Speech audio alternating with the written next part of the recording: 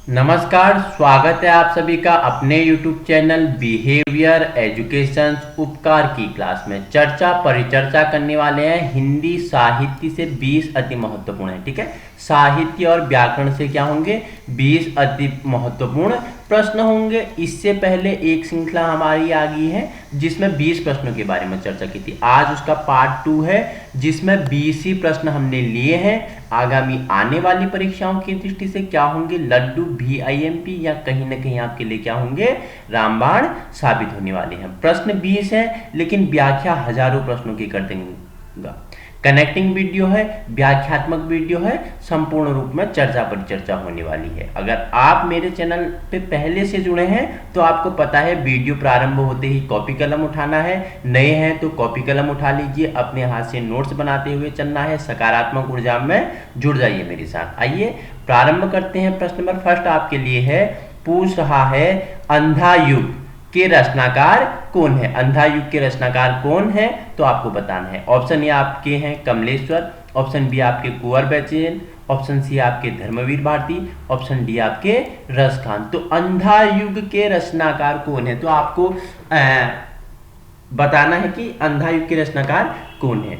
जल्दी जल्दी बताइए। तो ऑप्शन सी आपका राइट आंसर हो जाएगा। धर्मवीर भारती क्या है अंधा युग के रचनाकार है। ठीक है, ट्रिक में याद कैसे रखना, देखो अंधकार को प्रकाश से कौन मिटाता है। ठीक है, जो अंधकार है इसे प्रकाश को कौन मिटाता है, जो धर्म की राह पे चलते हैं। जो किसकी राह पे चलते हैं, धर्म की राह पे चलते हैं। ठीक है, अंधकार को प्रकाश से कौन मिटाएंगे, जो अच्छा कार्य करेंगे। ठीक है, एक अच्छे रास्ते पे जाएंगे, एक सदन मार्ग पे जाएंगे और धर्म करेंगे। ठीक है, वही क्या करेंगे, अंधा को क्या अंधकार को प्रकाश से क्या करते हैं, हटाते हैं, मिटाते हैं। तो आपको लगा देना है जहां अंधा युग आ जाए तो आपको अंधकार को किससे दूर किया जाता है, तो किससे, धर्म से दूर किया जाता है। ये आपके लिए ट्रिक है। देखो और भी इनकी महत्वपूर्ण रचनाएं हैं। मैं पूछ लूं आपसे धर्मवीर भारती किस युग के कवि हैं तो आपको बता देना है। बता दो मुझे किस युग के कवि हैं धर्मवीर भारती जी, कोई भी बता दो कमेंट में किस युग के कवि हैं। तो देखो मैंने आपको युग बताए थे, आधुनिक काल का प्रथम युग भारतेंदु युग बताया था। ठीक है, छायावादी बताया था, द्विवेदी युग बताया था। ठीक है, इनमें से तो नहीं है, लेकिन जो आपका क्या आता है प्रयोगवादी आता है। ठीक है, जिसे क्या बोला जाता है बताओ, प्रगतिवादी भी कहा जाता है और नई कविता का युग भी कहा जाता है। ठीक है, नई कविता युग कहा जाता है। उसके कवि हमारे कौन है, धर्मवीर भारती जी हैं। अगर आपसे पूछ ले मुर्दों का गांव किसकी कृति है, क्या मुर्दों की गांव। ठीक है, मुर्दों का गांव किसकी रचना है, धर्मवीर भारती जी की है। वहीं स्वर्ग और पृथ्वी पूछ ली किसकी है, धर्मवीर भारती जी की है। चांद और टूटे हुए लोग, बंद गली का आखिरी मकान, बता दो किसकी रचना है, VIMP है। बंद गली का आखिरी मकान किसकी रचना है, यही हमारे धर्मवीर भारती जी की है। गुनाहों का देवता बहुत बार पूछा गया है। सूरज का सातवां घोड़ा, 11 सपनों का देश, प्रारंभ और समापन किसकी रचना है, मुझे बता दो ये सभी किसकी रचना है, हमारे धर्मवीर भारती जी की रचना है। तो चलो प्रश्न और दूसरे की ओर बढ़ते हैं। आपसे पूछ रहा है, क्या पूछ रहा है बता दो, गीत गोविंद के रचयिताकार कौन है। इंपोर्टेंट है, गीत गोविंद के क्या है रचयिताकार कौन है। ऑप्शन ए आपके लिए Meera, option B Jayasi, option C Raskhan, option D Jaydev. तो आपको बताना है गीत गोविंद के रचनाकार कौन है तो जयदेव है। याद कैसे रखना है, जो युद्ध में क्या होता है, जय होता है। ठीक है, जो अच्छे कार्य करता है उसके क्या गीत और गुण गाए जाते हैं। गीत और गुण किसके गाए जाते हैं, गीत और गुण किसके गाए जाते हैं, जो क्या होता है विजय होता है, जय होता है, देवताओं जैसे उसका क्या होता है व्यवहार होता है, उसके क्या गाए जाते हैं, गीत और गुण गाए जाते हैं। तो गीत गोविंद के रचनाकार कौन है, जयदेव हैं। ठीक है, प्रश्न नंबर थर्ड है आपके लिए, उर्दू के समर्थक फ्रांस के विद्वान कौन थे। ठीक है, उर्दू के समर्थक फ्रांस के विद्वान कौन थे। ऑप्शन ए है मैक्स मूलर, ऑप्शन बी है मैकाले, ऑप्शन सी है आपके लिए गियर्सन, ऑप्शन डी है आपके लिए गार्सा दतासी। तो आपको बताना है उर्दू के समर्थक फ्रांस विद्वान कौन थे। तो आंसर आपका किसके साथ चले जाएगा बताओ मुझे, बताओ फटाफट किसके साथ आंसर चले जाना है, फटाफट बताओ। तो आंसर आपका किसके साथ चले जाएगा? ऑप्शन डी के साथ चलेगा। गारसा द तासी क्या है? उर्दू के समर्थक फ्रांस के विद्वान कौन थे? गारसा द तासी आपका क्या हो जाएगा? राइट आंसर हो जाएगा। आइए बात करते हैं प्रश्न नंबर 4 की और तो वर्ग का उच्चारण स्थान क्या है? ठीक है, तो वर्ग का उच्चारण स्थान क्या है? तालु है, मूर्धा है, दंत है या ओष्ठ है? आपको बताना है तो वर्ग का उच्चारण स्थान। फटाफट बताइए, हिंदी भाषा के व्याकरण से लिया गया सवाल है। तो वर्ग का उच्चारण स्थान बहुत बार परीक्षाओं में पूछा जाता है। जो कंठ, तालु, मूर्धा, दंत, ओष्ठ है, इनसे प्रश्न पूछ लेते हैं। बता दो धो वर्ग का उच्चारण स्थान क्या है? तो अभी मैं आपसे पूछ रहा हूँ तो वर्ग का उच्चारण स्थान आपको बताना है। तो ऑप्शन आपका क्या? सी राइट हो जाएगा। अगर तो वर्ग का उच्चारण स्थान पूछे तो दंत होता है। कैसे होता है आइए, ठीक है, देखो क से लेके ज्ञ तक, ठीक है, पूरा अगर व्यंजनों की बात करें तो उसमें देखो क अपना सभी की क्या है? 5-5, सभी 5-5 चलते हैं। क हो गया, ख हो गया, ग हो गया, घ हो गया और क्या हो गया आपका? एक अंगों हो गया। ठीक है, कितने हो गए? 1 2 3 4 5 होगी। तो क वर्ग ये हो गया। ठीक है, देखो क वर्ग में जितना आएंगे ख ग घ अंग, ये क्या होंगे? कंठ होंगे। ठीक है, ये कंठ होंगे। वैसे दूसरा आपको क्या है? चौ है, चौ से स्टार्ट हो जाता है ना, तो चौ के साथ क्या होता है? छ होता है, छ होता है, जौ होता है, झ होता है और क्या होता है? यो होता है। तो ये क्या है? देखो क वर्ग हो गया, चौ वर्ग हो गया। तो चौ वर्ग का उच्चारण स्थान क्या है? तालु है, कंठ, तालु। ठीक है, कंठ के बाद आपका क्या आ जाता है? तालु आ जाता है। ठीक है, एक सीरीज में है। देखो क वर्ग हो गया, चौ वर्ग हो गया, चौ के बाद आपका क्या होता है? टो वर्ग आ जाता है। ठीक है, यो के बाद आता है टो, टो के बाद आता है आपका ठो, ठो के बाद क्या आता है? डो, ढो, फिर क्या आता है? अणो, णो, अणो। ठीक है, णो, अणो। तो ये किस वर्ग के हैं? ये टो वर्ग के हैं। टो वर्ग का उच्चारण स्थान क्या है आपका? बता दो मुझे। मूर्धा, ये मूर्धा में आते हैं। टो वर्ग किस में आता है? मूर्धा में आता है। इसके बाद आपका तो वर्ग आ गया, तो। ठीक है, जो पूछ रहा हूं मैं आपका, तो वर्ग का उच्चारण स्थान क्या है?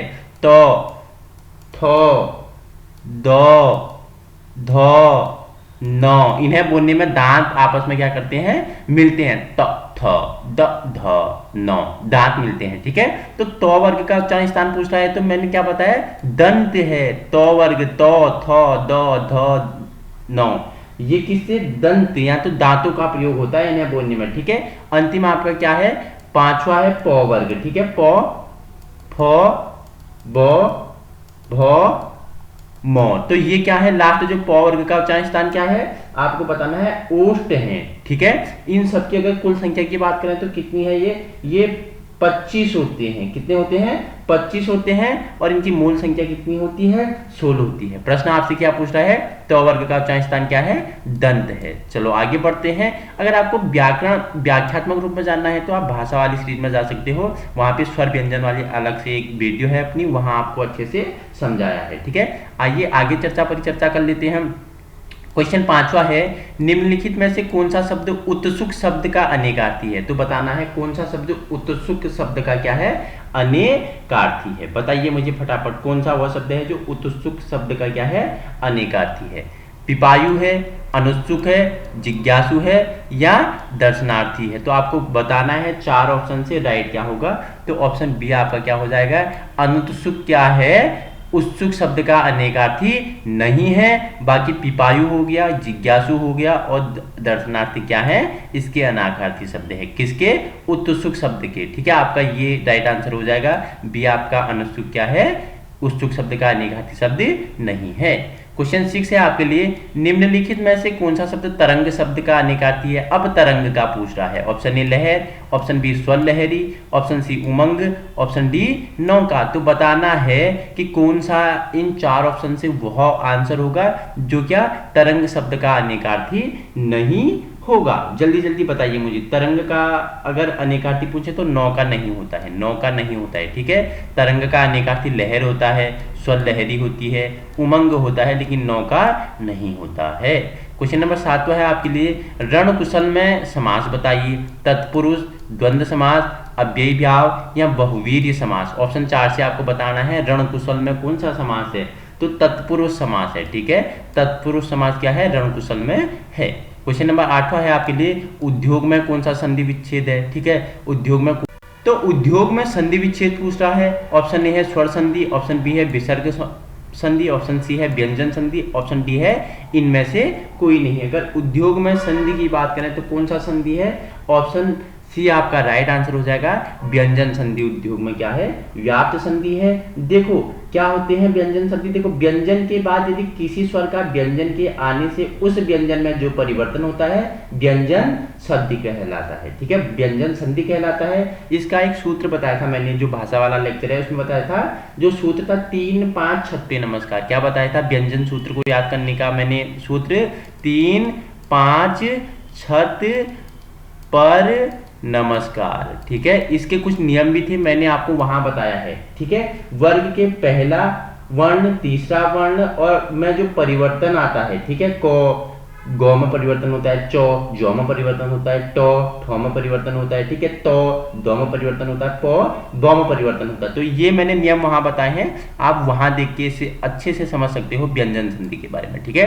आइए आगे चर्चा कर लेते हैं। क्वेश्चन नंबर आपके लिए नेक्स्ट है 9th, उर्मी किसका पर्यायवाची है, तो बता दो मुझे उर्मी किसका पर्यायवाची है, ठीक है। ऑप्शन 4 दिए हैं, तरंग, झील, नदी और वायु। तो उर्मी का पर्यायवाची है, तो उर्मी किसका पर्यायवाची है, तो तरंग का पर्यायवाची शब्द क्या है, उर्मी है।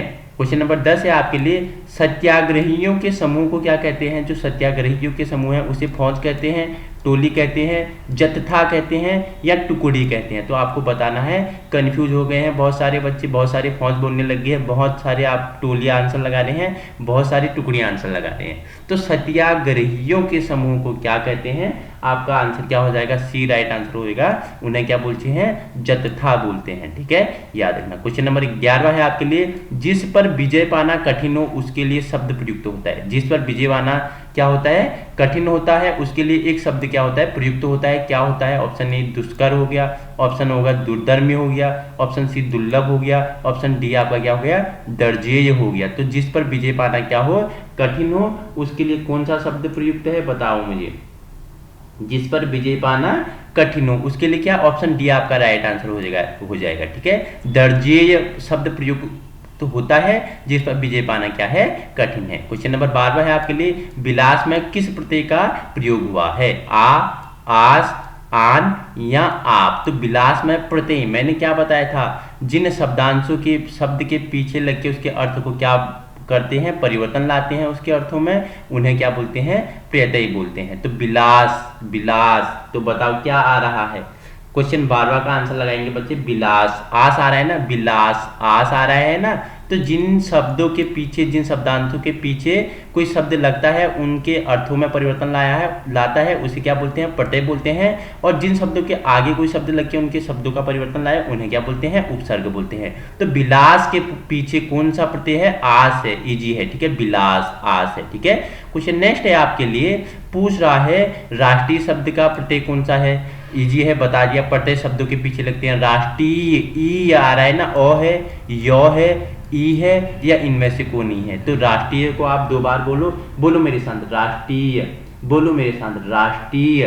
तो अब बता दो मुझे राष्ट्रीय शब्द में कौन सा प्रत्यय प्रयुक्त हुआ है, तो राष्ट्रीय ई हुआ है, ठीक है। इसे आप क्या कर लेंगे, शुद्ध कर लेंगे, ई, ठीक है। ऑप्शन सी आपका राइट आंसर हो जाएगा। राष्ट्रीय शब्द में कौन सा प्रत्यय है, तो राष्ट्रीय है, ई आ रहा है ना लास्ट में, जो जिसके अंतिम में ई आए वो क्या होते हैं, प्रत्यय होते हैं। राष्ट्रीय में ई शब्द क्या है, प्रत्यय है। क्वेश्चन नंबर आपके लिए 14 है, सत्कार शब्द में कौन सा उपसर्ग है, सौ है, सच है, सत्य है या सत है। तो आपको आंसर लगाना है सत्कार शब्द में कौन सा उपसर्ग है, फटाफट बता दीजिए मुझे कि सत्कार शब्द में कौन सा उपसर्ग है। तो आंसर आपका डी राइट आंसर हो जाएगा। सत्कार शब्द में सत, ठीक है, जो आगे लगते हैं उपसर्ग आगे लगते हैं सत, ठीक है। सौ क्या है इसमें, सत है इसमें आपका उपसर्ग सत्कार शब्द में। क्वेश्चन नंबर 15 है आपके लिए, कारक के भेद होते हैं, कितने होते हैं, 8 होते हैं, 5 होते हैं, 6 होते हैं या 7 होते हैं। आपको बताना है कारक के भेद कितने होते हैं। तो कितने कारक के 8 भेद होते हैं, ऑप्शन ए आपका क्या हो जाएगा, राइट आंसर होता है, ठीक है। कारक क्या होते हैं, संज्ञा या सर्वनाम के जिस रूप से वाक्य के अन्य शब्दों के साथ उसके संबंध का बोध होता है उसे कारक कहते हैं। हिंदी में 8 कारक होते हैं, कर्ता, कर्म, करण, अपादान, संप्रादान, संबंध, अधिकरण और संबोधन। ठीक है, ये क्या है? कर्ता है। आपको मैंने बताया था कारक वाले वीडियो में, कर्ता ने, कर्म, कर्ता ने, ठीक है, कर्म को करण से, ये बताया था ना, कर्ता कारक जिसमें ने का प्रयोग होता है, कर्म कारक को का प्रयोग होता है, करण कारक से, ठीक है, और क्या अलग होने के उसमें मैंने बताया था तुम्हें कौन सा कारक का प्रयोग होता है? अपादान कारक। तो कितने? 8 भेद होते हैं। ठीक है, चलो आगे चर्चा करते हैं 16 की ओर। पूछ रहा है निम्नलिखित में से कौन सा संधि विच्छेद सही नहीं है। तो कौन सा संधि विच्छेद सही नहीं है? हित प्लस सी, सदा धन एव, वन धन औसत, महाधन ओज। तो कौन सा आपका सही नहीं है पूछ रहा है? सही है नहीं पूछ रहा है, लेकिन सही नहीं पूछ रहा है। ठीक है, तो हित धन सी आपका क्या है? गलत है, ये आपका सही नहीं है। ठीक है, ऑप्शन ये आपका हट जाइए। तो बाकी सदा धन ए होता है, वन प्लस औसत होता है, महाधन ओज होता है। ठीक है, क्वेश्चन नेक्स्ट है आपके लिए। देखो पूछ रहा है 17 सत्यार्थी का संधि विच्छेद होगा। तो बता दो, इजी है, बहुत सारे बच्चे कंफ्यूज भी हो जाएंगे। सत्यार्थी का संधि विच्छेद क्या होगा?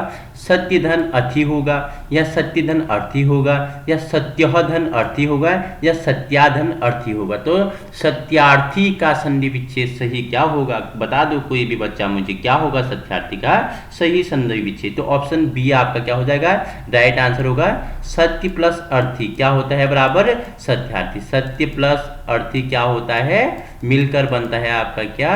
सत्यार्थी बनता है। ठीक है, ऑप्शन बी आपका क्या हो जाएगा?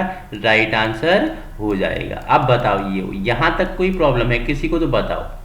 चलो आगे बढ़ते हैं। क्वेश्चन नंबर 18 है आपके लिए। कर्तव्य में प्रत्यय बताइए। प्रत्यय मैंने आपको बार बार बता रहा हूं किसे प्रत्यय कहते हैं। तो प्रत्यय किसे कहते हैं? जो पीछे लगते हैं शब्दांशों के और उनके अर्थों में परिवर्तन लाते हैं। कर्तव्य के पीछे क्या लगा है? कर्तव्य, तव्य लगा है ना, तव्य। तो आपका राइट आंसर बी हो जाएगा। कर्तव्य में कौन सा प्रत्यय है? तव्य प्रत्यय है। क्वेश्चन नंबर 19 है आपके लिए। जलन, ईर्ष्या, कुड़न किसके पर्यायवाची है? बताओ, जलन, ईर्ष्या, कुड़न किसके पर्यायवाची है? डाह, प्रेम, उपासना, या इनमें से कोई नहीं? किसका पर्यायवाची है जलन, ईर्ष्या, कुड़न? तो कोई भी बच्चा मुझे बता दो। तो डाह के पर्यायवाची होते हैं जलन, ईर्ष्या, कुड़न। ठीक है, आगे चर्चा करते हैं। अंतिम प्रश्न आपके लिए है, बता दो निम्नलिखित में से कौन सा शब्द तद्भव है? तो कौन सा शब्द इनमें से तद्भव है? 4 ऑप्शन आपके लिए है। ऊपरी है, अफीम है, एकादश है, कृषि है। तद्भव शब्द कौन सा है? बता दो मुझे। तो ये बताने के लिए आपको पहले तद्भव का बारे में पता होना चाहिए। तद्भव शब्द किसे कहते हैं? हिंदी में तत् प्लस भव, अर्थात हिंदी के जो शब्द संस्कृत से निकलकर बाद में अपना रूप बदल दिए हैं, तद्भव कहलाते हैं। ठीक है, क्या बोल रहा है? हिंदी में तत् प्लस भव, अर्थात हिंदी के जो शब्द संस्कृत से निकलकर बाद में अपना रूप को उन्होंने बदल दिया है, उसे क्या बोलते हैं? तद्भव बोलते हैं। तत्सम किसे बोलते हैं? तत् और सम दो शब्द से मिलकर बना है। तत् का अर्थ होता है उसके समान, सम का अर्थ होता है संस्कृत। तो किसके समान? संस्कृत के समान। माता पिता कौन सा शब्द है? तो तत्सम। पुस्तक, राज्य, बालक जो संस्कृत के समान शब्द हैं, जो पहले से अभी तक एक ही रूप में बोले जाते हैं, उन्हें क्या बोलते हैं? तत्सम बोलते हैं। और तद्भव किसे बोलते हैं? संस्कृत से निकले हैं लेकिन उनका रूप क्या हो गया है? परिवर्तन हो गया है। तो किसका रूप परिवर्तन हो गया है? बताओ मुझे। इसमें से पूछ रहा है कि निम्नलिखित में से कौन सा शब्द तद्भव है? 4 ऑप्शन आपके लिए हैं, आपको आंसर लगाना है। तो बता दो मुझे, कोई भी बच्चा बता दो मुझे। तो आपका अफीम राइट आंसर हो जाएगा। ऑप्शन बी आपका क्या हो जाएगा? अफीम क्या है? राइट आंसर है, तद्भव शब्द है। तो दोस्तों हमारी 20 प्रश्नों की श्रृंखला क्या होती है? पूरी होती है। व्याख्यात्मक रूप में चर्चा किया मैंने आपके साथ समझाते हुए। अगर आपको पूरा भाषा पढ़ना है, हिंदी लैंग्वेज पढ़ना है, तो आप प्लेलिस्ट में जा सकते हो। पूरा साहित्य पढ़ना है तो प्लेलिस्ट में जा सकते हो, वहाँ व्याख्यात्मक रूप में चर्चा परिचर्चा की है। हमारा उद्देश्य क्या है? आपको व्यवहारिक शिक्षा प्रदान करना है और आने वाले समय में एक मजबूत स्तंभ के रूप में तैयार करना है। दोस्तों अगर चैनल पर नए हो तो चैनल को लाइक, सब्सक्राइब और शेयर करना ना भूलें, क्योंकि आपका प्यार, आपका शेयर, आपका सब्सक्राइब, आपका लाइक, आपका कमेंट क्या करता है? हमें भी क्या करता है? उत्साहित करता है। और आपके लिए अच्छे अच्छे वीडियो, अच्छे अच्छे ऐसे प्रश्न कहाँ से ढूंढें, कहाँ से लाएं और कौन से तरीके से आपको पढ़ाई है, हमको क्या करता है? मोटिवेट करता है। और आपके शेयर से कोई और बच्चे का भी क्या हो जाएगा? भला हो जाएगा। Thank you so much for watching. धन्यवाद दोस्तों।